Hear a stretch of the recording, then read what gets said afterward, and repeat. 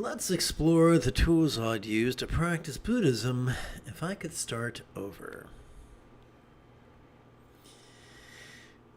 A good-hearted question. Let's try this again. This evening's lesson is drawn from a good-hearted question found on Reddit. How to practice? How does one practice Buddhism? For there are no temples or Buddhist communities near me.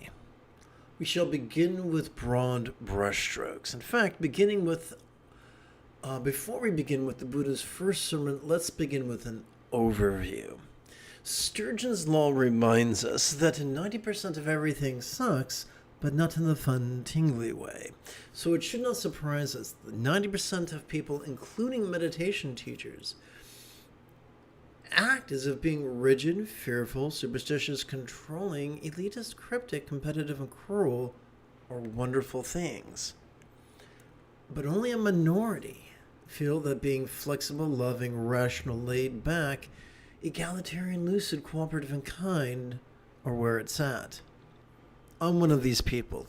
So I'm going to present you the Buddha's path from the worldview of being flexible, rational, and laid back.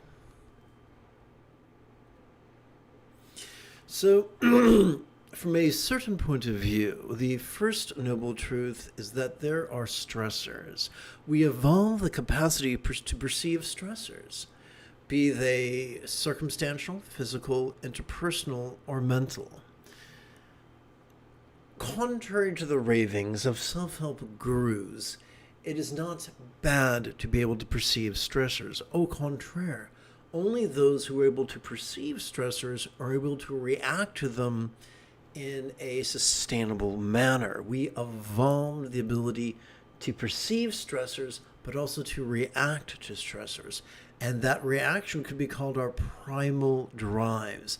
The three most basic are to shove at that which we find harmful, to reach for that which we find beneficial, and to cling to the beneficial that we already have in our lives. Now, what separates the adults from the children is this. These survival drives can function either as tools or as tyrants that completely consume our lives. When these survival instincts become our tyrants and completely consume us, we cannot lead a fulfilling life. So the liberation the Buddha offers us is not liberation from the presence of our survival drives, but liberation from their tyranny over our choices and utterances and deeds. How do we do that? Simple. By practicing the Buddha's Eightfold Path to the point of mastering it, wherein we practice it spontaneously, habitually, easily, and effectively. As a child, I was rather stupid, and I found it quite difficult to learn how to tie my shoes. After great time and effort and repetition, I finally got so good at tying my shoes that I could do so spontaneously, habitually, easily, and effectively. I think most children learn to master defecation and urination. Most children learn to master hygiene. Most children learn how to master riding a bicycle. We can master the Buddha's Eightfold Path. And I find it easiest. I find the Eightfold Path makes the most sense when I explain it in just about reverse order for some strange reason. So let's begin with the seventh fold of the Eightfold Path, mindfulness.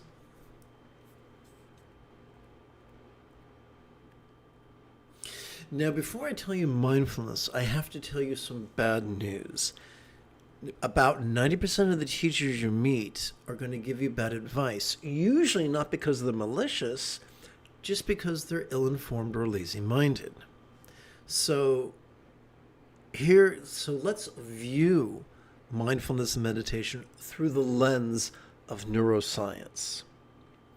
If we try to follow the advice to either actively concentrate or actively analyze or both, The only way to do that neurologically is to make use of very specific structures, such as the medial prefrontal cortex or the dorsolateral prefrontal cortex. Now, don't get me wrong, the prefrontal cortex is a lovely tool if you want to sort and compare and contrast and calculate and edit. This is a humdinger. But ask a coach. They'll tell you, no matter how strong a body part may be, if you overtrain it, first, you will experience the law of diminishing returns. And second, if you persist in ignoring those diminishing returns, you will injure yourself. Similarly, fMRI studies, functional magnetic resonance imaging studies, have shown that when we overuse our prefrontal cortex, our amygdala seems to light up. In other words, our amygdala, the seat of aggression and anxiety, becomes overstimulated. We don't want that. Now, that's a big red flag. If we ignore the red flag, if you're as stupid as me, and because I have lifelong injuries from having ignored my body's red flags. So if we ignore the red flag of our amygdala sparking up and us starting getting cranky and just keep pushing and pushing and pushing, we could present with symptoms of depression. And nobody wants that. So I just gave you a big steaming pile of bad news. How's about some good news? I'm going to give you good news in several parts. Here's the first part. The seventh fold of the Buddha's Eightfold Path is mindfulness. Every time we inhale, whether we mean to or not, whether we feel it or not, we have evolved to effortlessly and automatically access our sympathetic nervous system. It is ensconced within the middle third of our spinal cord, and it has evolved to help us perceive in a very special way, to help us perceive vulnerably, passively, viscerally, and randomly. Remember how I talked about at the very beginning, there were two worldviews, one being rigid, fearful, superstitious, controlling, elitist, cryptic, competitive, and cruel, and the other being flexible, loving, rational, laid back, egalitarian, lucid, cooperative, and kind. Well, it's really cool to know that there is a hunk of our central nervous system that is devoted to being flexible, loving, rational, and laid back. And this is it right here. So we have evolved when we access our sympathetic nervous system to perceive vulnerably, passively, viscerally, and randomly. Now for some kind of unpleasant news. As you already know, that means that we are wired to perceive all manner of things. We are wired to perceive sights, sounds, sensations, flavors, scents, and the like, including emotions, intentions, thoughts, memories, and imaginings. We can perceive all manner of things, from the external to the internal, from the physical to the mental, from the pleasurable to the painful, from the interesting to the boring, from the glorious to the grotesque. The very logical response to this is, how do we cope with this onslaught of sensory input? And that brings us to the eighth fold of the Buddha's path, meditation. Because every time we exhale, whether we mean to or not, we are already wired, thanks to evolution, to effortlessly and automatically access this parasympathetic nervous system, which is ensconced within both the lower third of our spinal cord, as well as the upper third of our spinal cord. This parasympathetic nervous system has evolved to help us physically relax as well as mentally release during each exhalation. Now, your inner skeptic could say, well, dude, if that's the case, and I'm already wired to notice and release, I'm already wired to perceive and release, I'm already wired for mindfulness and meditation, then why aren't I the most peaceful motherfucker on the street, on the block? Simple. In a word, Urkel. Due to a quirk of evolution, all the mechanisms of our central nervous system have crowded in on each other and are so busy accidentally elbowing each other that they keep hindering each other. But there's a workaround, and I'm looking forward to sharing it with you. It's super simple. It's so simple you might dismiss it. But please don't dismiss it before you experiment with it. Here's how it works. Every time we silently, mentally, and passively recite the demonstrative pronoun this during our inhalation, our brain automatically begins cooperating with our sympathetic nervous system. Similarly, every time we silently, mentally, and passively recite the one-syllable verb ease during our exhalation, this exact same brain begins cooperating with our parasympathetic nervous system. This is why many mammals can be seen meditating, sitting and breathing in a sustainable way, not forcing it. Remember, this isn't the path of being controlling, this is the path of being laid back. So we're not doing breathing exercises. We're allowing our medulla oblongata to continue to control our breath as it's done since we were born.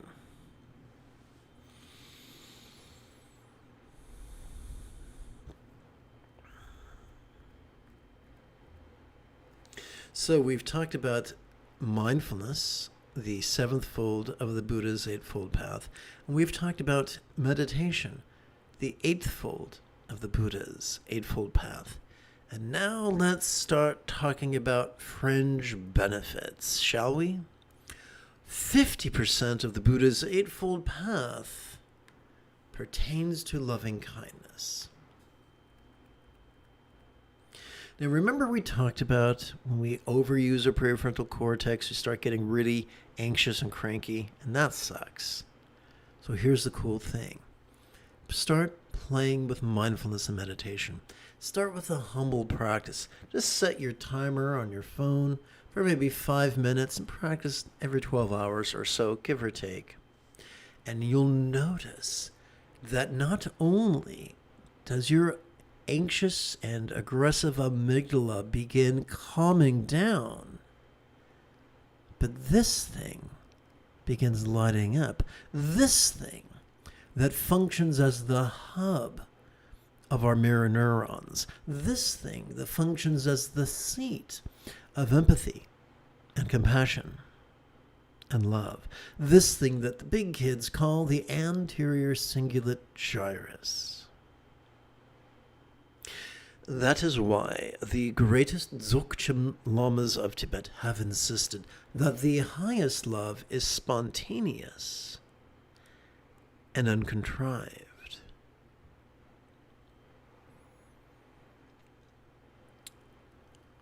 The more we meditate twice daily,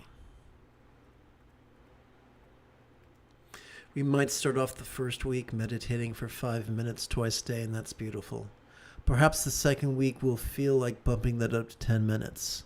If we persist twice daily, by the third week, bumping it up to 15 minutes will seem like child's play.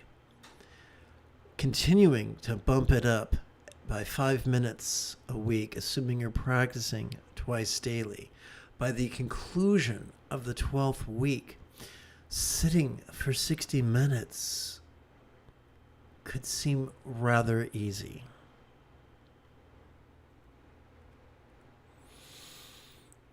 The more we do this, the more we practice mindfulness and meditation, our choices and our utterances and our deeds begin to flow effortlessly from love's centered spontaneity.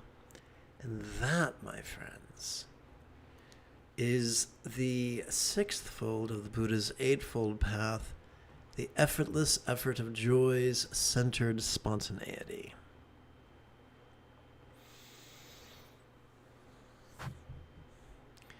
Which, of course, would be as a reference to both the fourth and the third enlightenment factors.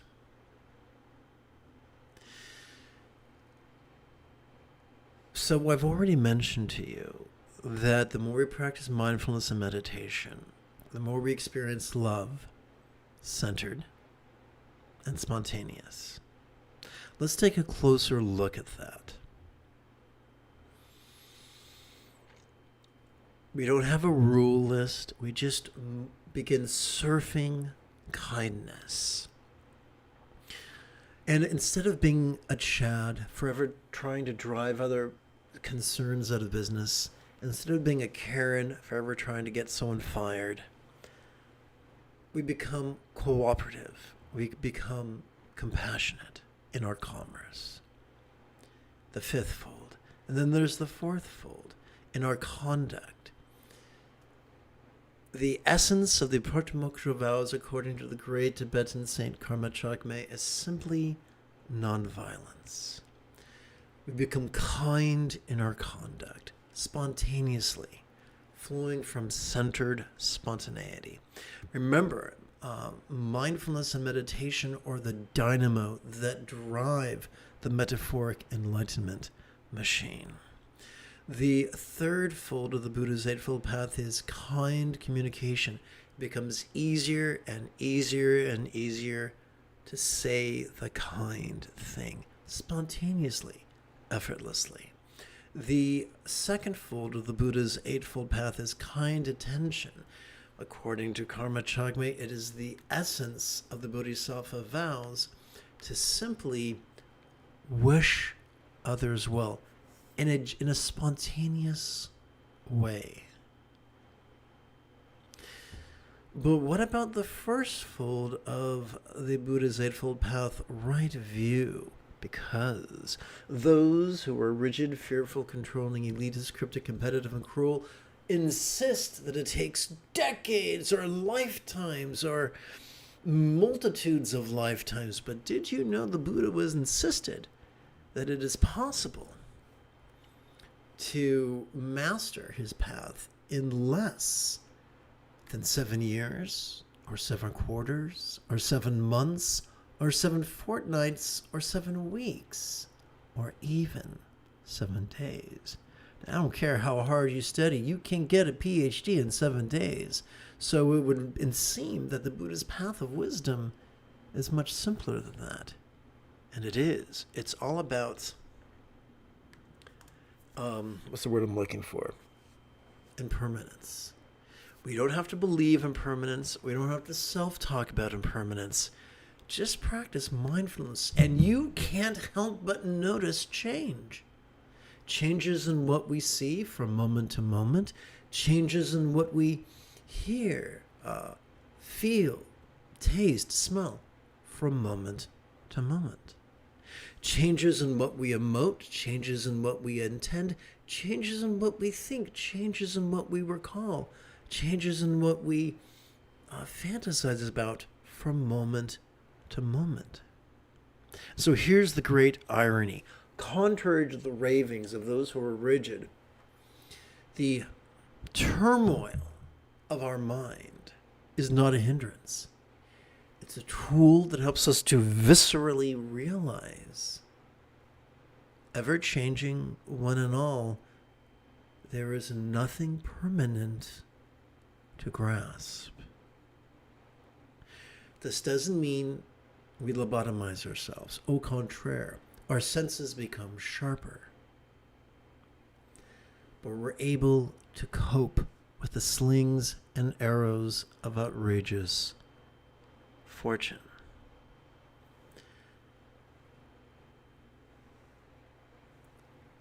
There is a myth that being a Buddha means you're a master manifester. But when we look at the history of Lao Tzu or the Christ or the Buddha, we see into each of their lives some rain did fall. The Buddha was, according to lore, Before the Buddha was the Buddha, he was Prince Siddhartha, and he was raised in the zenith of privilege. Privileged health, privileged family, privileged position, privileged rank, privileged power. No delight was forbidden him. And yet he felt a lack of fulfillment. And so he sought off on the path that would lead to Buddhahood. Buddhahood is not about getting what you want when you want for as long as you want. Buddhahood is a path of coping, of joyfully, lovingly, spontaneously going with the flow. And it can be done pretty darn quick. I do look forward to practicing with you together as a team this evening after approximately 30 seconds of housekeeping. This is Lama Jigme Gyatso of the Buddha Joy Meditation School. For more than 30 years, I've spent about 8 hours a day, almost every day, studying, practicing, mastering, and reverse engineering the teachings and techniques of each sect of Buddhism, so that you won't have to. Welcome, my friends, to Meditate Like a Jedi, which is made possible due to the generosity of viewers just like you. I think it could be fun to play with the latest iteration of Diamond Mind's Easy Meditation, remembering that although those who are rigid-minded might take a literal view of Diamond Mind and think he and his partner are entities to be worshipped and supplicated, those of us on the path of being flexible and laid back merely view this archetype as a series of is a way of symbolically communicating the Buddha's path. That's all. Easy peasy lemon squeezy. And so we begin. Please chant with me. In our compassion, may we long to free all beings from the toxic tyranny of hating, craving, and clinging, metaphorically known as the three mental poisons. In our pragmatism, may our liberation of all others be fueled by our reliance on the Buddha's example, instructions, and students, described by the metaphor of the three shuffling jewels. And so if you want, together we can recite this.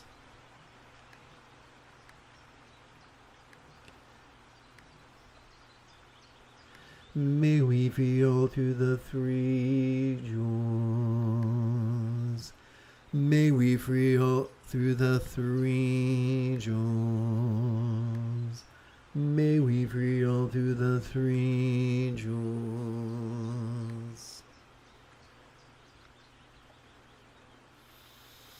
Let's review the meaning of this 6-syllable mantra. Please chant with me.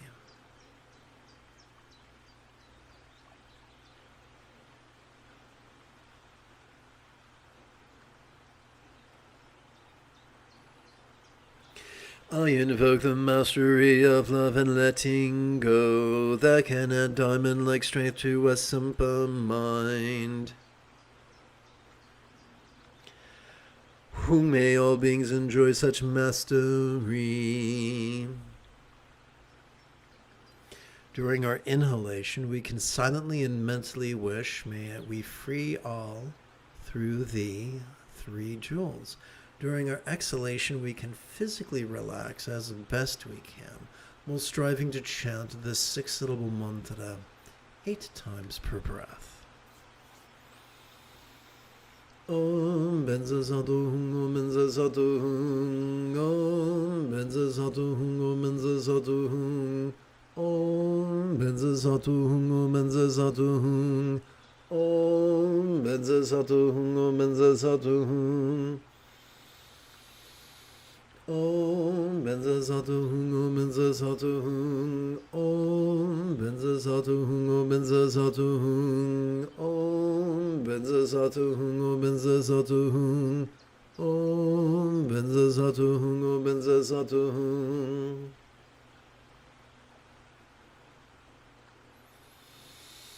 And now let us bring whatever we spontaneously notice into the path of awareness and release.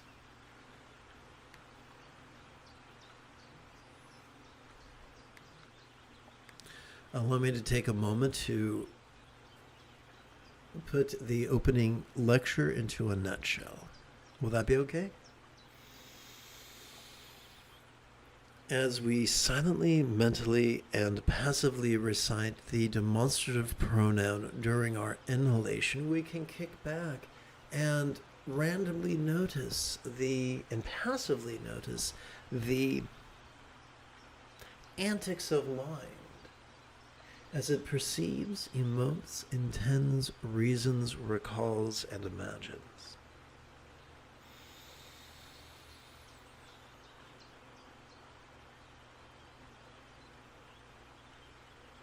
As we silently, mentally, and passively recite the one-syllable verb ease during our exhalation, we can relax into mind's non-graspable nature.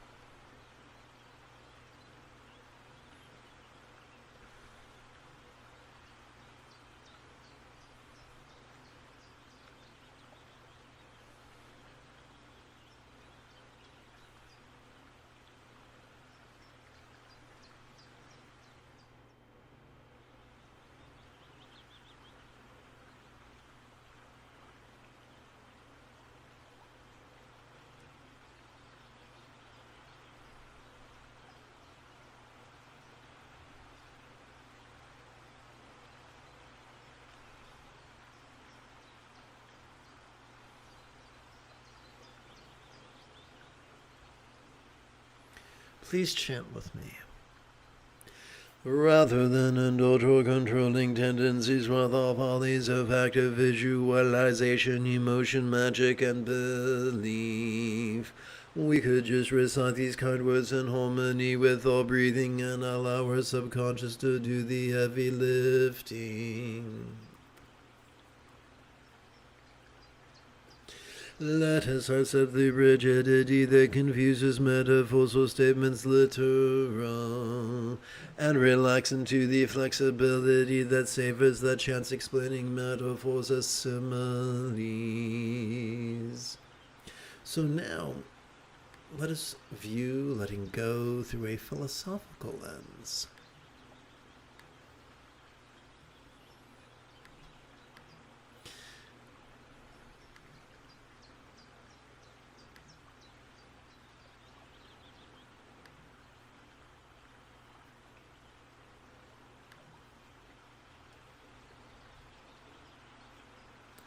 As we bring the illusion of the horizontal duality of us and them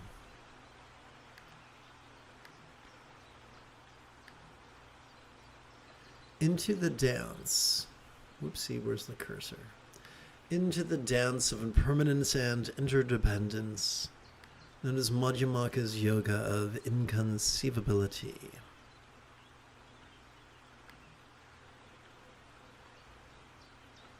Together. How could visible circumstances or lots be as impermanent and interdependent as if they could blissfully melt into rainbow light that could delightfully absorb into this body or form?